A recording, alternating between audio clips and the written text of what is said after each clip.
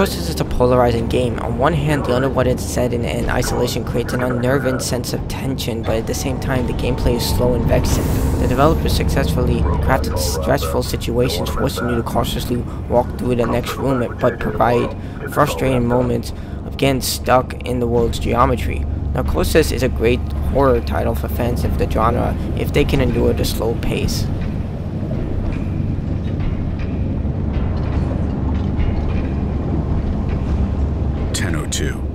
February 2nd. Narcosis has you in control of an employee for a company in charge of extracting methane from the ocean floor. After an earthquake destroys the operation, you're left as the sole survivor. You're tasked with trying to make it to the surface while surviving the hostile sea life and supernatural hallucinations spawned by the empty loneliness.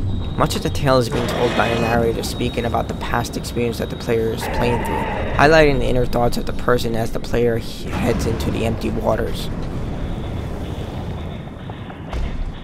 As a diver, the player's movement is limited. You walk at a notably slower pace, with thrusters serving as small doses of increasing speed. The thrusters charge at a reasonable rate, but players cannot spam them. One of the meters includes an O2 meter that showcases how much oxygen you have left. You'll drain more O2 the more stressed you are. This includes being attacked or seeing horrific things such as the dead bodies of your former friends and co-workers. Because of this, you must constantly hunt for O2 tanks to resupply yourself.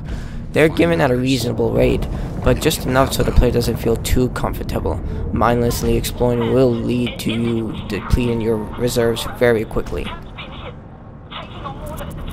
The enemies you'll face aren't truly horrifying, but serve as minor annoyances. These include cuttlefish, spider crabs, and anglerfish. With the exception of the crabs, which can kill you in one hit and cannot be harmed, you can swing your knife to kill all the other enemies. These attacks require precise timing and cannot be spammed. This can be vexing since the window is small, and sometimes the controls don't respond quick enough. This is a horror game, and you'll see a lot of supernatural things happening. Things disappearing and reappearing, empty dive suits rising, and sudden attacks. The game creates an unnerving atmosphere due to the isolation and calm oceanic waters. This leads to a sudden jump scare as you're trying to get through one area but get a little too comfortable.